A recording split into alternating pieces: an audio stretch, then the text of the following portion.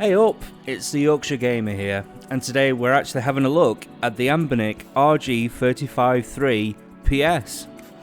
I actually filmed this footage a few months ago, but I've just been so busy that I've not had a chance to record any audio until today. So yeah, today we're going to actually look at the handheld itself, the contents, and some neat tips and tricks. So first off, let's have a look at the contents. So as always, you get some wipes, and you get a screen protector as well, which is really handy, so it prevents your screen getting scratched and notched and bumped. You get some very handy instructions that come in English and Chinese. And you also get a USB-C cable. And as always, make sure you use this cable to charge your device, because if you use a laptop charger, it's going to blow the battery. So yeah, just stick with that cable that it comes with. And of course, you get the handheld itself. So now that we've gone through the contents, let's have a look at the device. So I'm pretty sure that this comes in 3 colours, so I actually went for the clear version.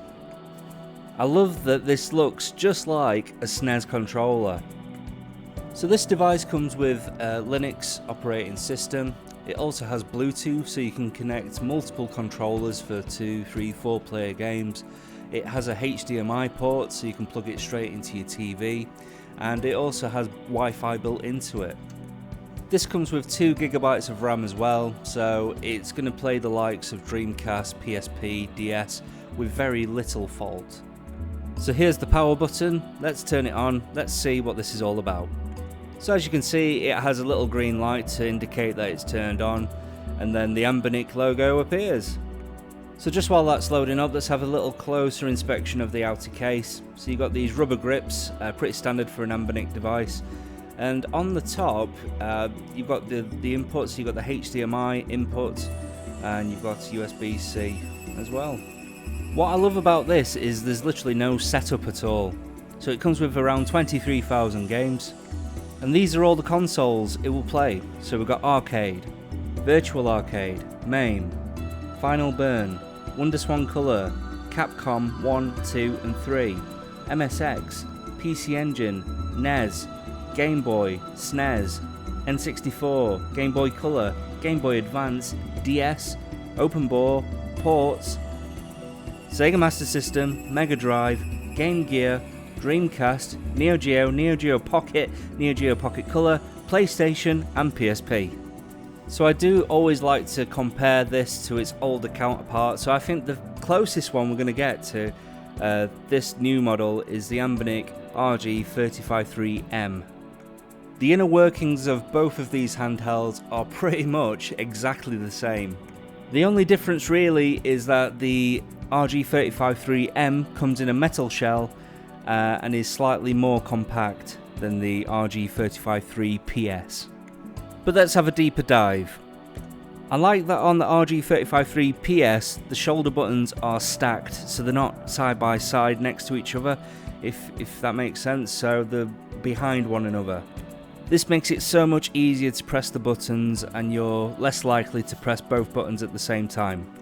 In terms of size difference, as I said, the RG353M is more compact, so it is slightly smaller, slightly shorter, and also slightly thinner, as you'll see in a second.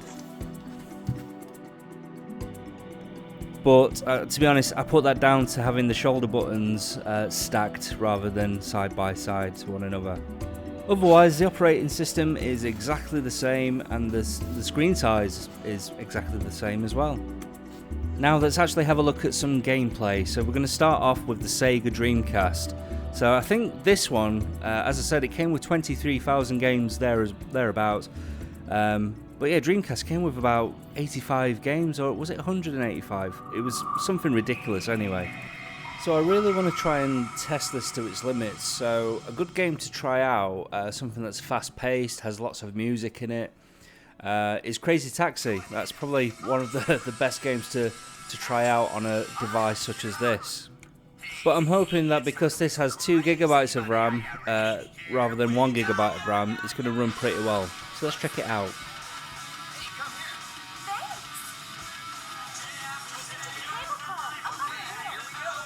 So far so good. There's no frame skip. The audio is great. There's no lagging or skipping in the music. I think the only thing bad about this is my driving. Terrible. So overall, yeah, pretty happy with that. Now let's have a look at the PlayStation. So once again, this comes with a ton of games. I can't remember exactly how many, but I'm pretty sure it's over 200 PS1 games, which is mental. So I'm going to play the OG, the classic, which is Metal Gear Solid. It's one of my favourite PS1 games that I used to play growing up. So yeah, let's have a little play through on this and just see how it runs. So a good question to ask is, how does it play games that have multiple discs?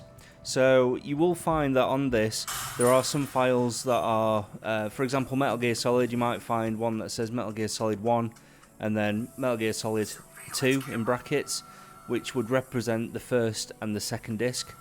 Alternatively, if there isn't multiple files of the same game, that suggests that they've actually put a ROM in there that has them both in the same one. So what will happen is, when you get to the end of disc 1, it will automatically go into disc 2. Okay, N64. Just have a listen to this bit and we'll talk about it after.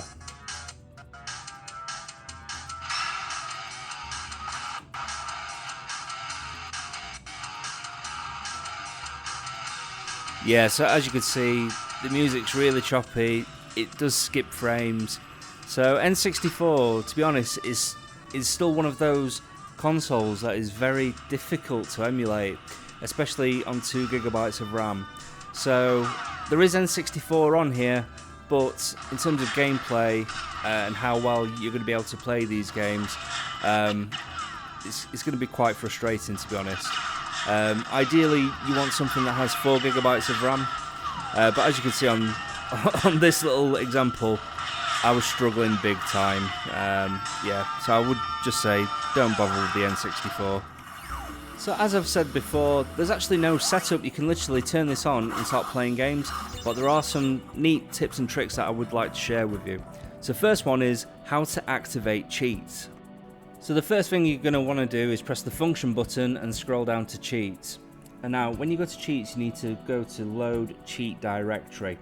And then you need to tell it which console you are playing on. So on this one I'm playing the Sony PlayStation, and then you scroll down to the game that you are playing. So in this scenario I'm playing Crash Bandicoot 3 Warped.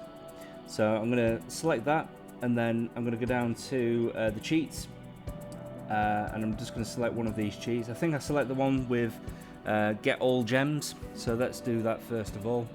So we're going to select it, turn it on, and then once we've turned it on, you just go to apply changes. So we go turning it on, and then go to apply changes, and then you can literally just go back to the game, and all being well, the cheat will work. So we're Xing out of the game. I'm going to pause it, and then we just have to wait for it to flick through. So it says crystals there, 0 out of 25. I've got no powers, but as you can see, it says I've got 56% completion, and there we are, 56 out of 42 gems. So we've got all the gems that we need, and you can actually set up multiple cheats on this. So I'm going to do that right now. I'm going to go back to the cheats, and I'm going to activate the cheats, obtain all crystals. So again, you just go to the cheat that you want, turn it on, go to apply changes, and then go straight back to the game. So what I'm going to do, I'm going to unpause it and then pause it again, just for it to run the cheat. And there we go, we've got 48 out of 25 crystals and 152% completion. So there is another feature that I like to tell people about, and that is how to rewind on Linux. I find it super useful, especially when I'm playing those games that are really tough and difficult. It just means I have more chance of completing the game. So first off, you want to press the function button and then press B to get to this menu. Scroll down to settings and then go to frame throttle. Then click on rewind and turn rewind support on. Now go down to rewind frames. Select this, and I put mine to 4 because actually it's really fast when it rewinds. Now you can X out of this, and then what you need to do is scroll up to input. From here, what you need to do is scroll down to hotkeys, because what we're actually going to do is set up a button that we can use to rewind. So then what we need to do is scroll down to rewind, and then it's going to ask us to press a button that we want to use in conjunction with the hotkey to rewind. So I chose the left directional button. And that is it. We've now set up the rewind feature. So you don't have to select the same button that I did. Obviously pick a button that's going to be most comfortable for you and one that you're most likely going to remember. But yeah, as I said, this has saved me loads of times, especially on Sonic when I'm trying to get all of the crystals on the special bonus levels. I always end up going to the goal. But yeah, let's see it in action. So I'm just going to collect a few rings here. I'm going to pop this telly, this TV, and then yeah, I'm going to press the function key and left, which is my hotkey, and there you go, it rewinds. And you can literally, especially on these types of games like the Sega Mega Drive, anywhere you are in the game, you can literally just rewind forever until you get to the point where you actually started the game, which is crazy. So a thing to note is, yes, we have set up the rewind feature, but we've only set this up on the Sega Mega Drive. So if I wanted to do this on the NES or the SNES or the Game Boy, whatever, we would have to do the same process on each console. So any other Sega Mega Drive game that I play now, I'll be able to use the rewind feature. If you've had one of these devices before, you will know straight away that this also has a great save function, so you can save it literally anywhere in the game and you don't have to defeat bosses, finish levels, you can literally just save it. So if you want to change the theme of this device, then on the main menu press the start button, go down to UI settings and then go to theme settings, and there's quite a few themes for you to choose from. Here I'm just highlighting some of my favourite ones. So this one's pretty cool. It shows you a bit of a bit of the game in the background, or the controller that you might use for it. This one is very, very basic, so if you're not bothered about all the bells and whistles, you can select that one. But I think this next one is probably my favourite. It looks really cool. Yeah, this one. You've got like columns of your favourites.